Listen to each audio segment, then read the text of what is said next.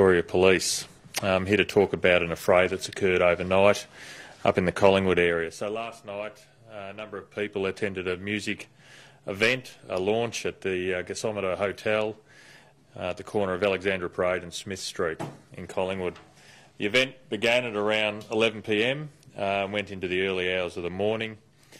Police were aware of the event and had tasked resources to patrol the vicinity of the event throughout the course of the evening. At about 2:45 a.m. the following morning, a fight has commenced inside the premises and a large number of patrons have then moved out onto nearby Mater Street, where fighting continued to break out. As a result of the affray, 6 men aged between 18 to 21 years of age sustained various ranges of injuries and were taken to hospital. During the affray, a car has collided with a number of parked cars on Mater Street itself and pinned one person against the parked vehicle. An 18-year-old male was taken to hospital as a result of being pinned against the vehicle, and he sustained a serious leg injury. Police were called and attended shortly after, where we had deployed resources in search of both offenders and witnesses. Some key persons who we're keen to speak with have left the incident prior to police arrival or upon police arrival. We conducted a search of the immediate vicinity. We're unable to locate any of those persons at that time because of the complexity of the environment in which we're operating in, and our attention is then turned on to focusing on rendering assistance to those that were injured and also the preservation of the crime scene, as you could appreciate. Currently we have one person who's assisting us with our inquiries. He's deemed a witness at this stage. However, from his evidence, it's anticipated that arrest will occur shortly after. There's certainly a person of interest that we're keen to get in contact with. We've assembled a team of detectives in reaction to this incident. So we have specialists from across Crime Command, the local divisional CIU and the Major Collision Investigation Unit all working together currently to identify both the offender and witnesses to this incident. Our MCIU detectives remain at the scene, are currently processing the scene. We're obviously keen to appeal to anyone in the area who may have witnessed this incident or anyone who may have CCTV footage in Mater Street or in the general area that may assist police with our inquiries. And we encourage you to contact Crime Stoppers on 1800 333 000. I'm happy to take some questions in relation to this. How many people were involved all up? Look, we have reports of about 200 people had spilled out onto the street from the hotel. The person that was pinned up against the car, is he an innocent bystander or is he involved in the fray? So at this stage, that's an inquiry we're making. That person has obviously has significant injuries and is in hospital, so that might take some time for us to clarify his role prior to being injured. We're told that there were 2 people that ran to a car and were sheltering in that car while people were jumping on top. Can you talk about that at all? So there's a whole lot of information that we're working through at the moment. It's a bit early for me to say without sort of prejudicing the investigation. It was certainly a chaotic scene when police arrived there last night, and there were certainly people that we endeavoured to apprehend to help us with our inquiries. So yeah, we're still working through that. But what kind of damage are we looking at? Are vehicles damaged in this? There's 3 vehicles that are damaged as far as I'm advised. So the one that the alleged offender has utilised is severely damaged, and then 2 parked vehicles from photos that I've seen of the scene.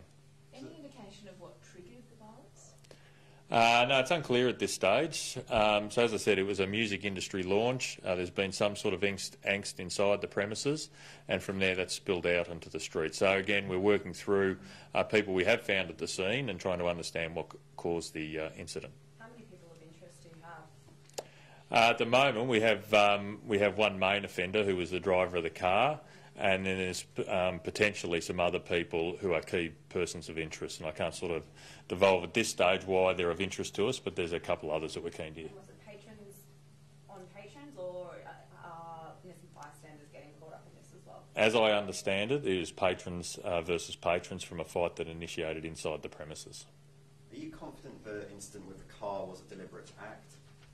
No, I'm not confident that. We're exploring that at the moment, so our detectives are down at the scene canvassing and collecting evidence.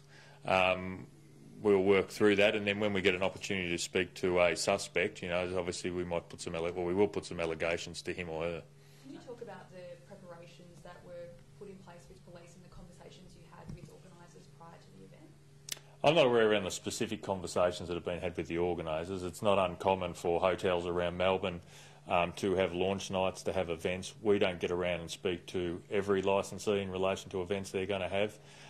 Certainly, as I'm advised, we became aware of this yesterday afternoon, and we put some immediate tasking in place from an operational perspective. What does that immediate tasking involve? So we had our operational response unit, who obviously tasked to Operational Millennial and also My City, which occurs on a Saturday night, and those units were tasked to have a patrol presence around the Cosomata Hotel. And why, when it came to your attention, why were you a bit concerned about it? Probably because I guess history shows us that a demographic of the crowd that we're talking about, so it's primarily Pacific Islanders and African Australians was the demographic that I'm advised were present at the night. Because of that, because it's an event in the CBD or the immediate surrounds, it's not uncommon for us to task police units to keep a close eye on certain locations. Was it a case of Pacific Islander youth against African youth? Unclear at this stage. All I'm saying is that I'm advised that the demographic that was there was a mix of those two. Is the African Australian Community Task Force involved in this investigation at all? Not at this stage. The residents out there who we've spoken to this morning are terrified and don't even want to open their doors when we're trying to talk to them. What do you say to them when they've woken up and seen really a riotous behaviour in the street? Yeah, well, it's an affray from where I'm standing. It's horrific behaviour. They certainly, I can understand that level of concern from residents when they wake up to that. We will do whatever we can to hold those offenders or those persons that have contributed to that fear to account through due process.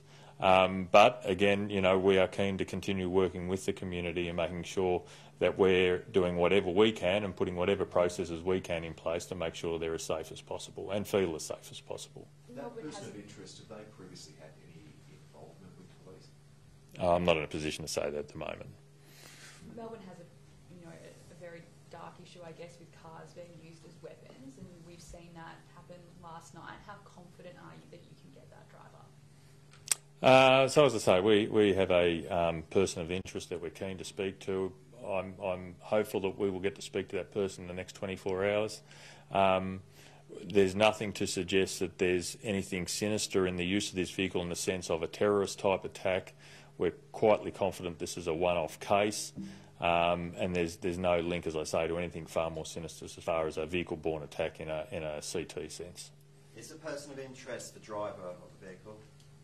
Yeah, linked to the vehicle, yes. And do you know whether or not the vehicle was stolen? Or? The vehicle hasn't been reported stolen. We have spoken to the owner of the vehicle.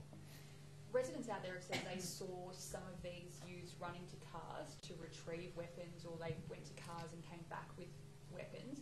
Is that your understanding, that there were weapons in cars? I haven't been advised of the presence of any weapons. As I said, police got there shortly after the main incident occurred. I haven't, in any of the briefings I've received this morning, I haven't been made aware of any use of weapons.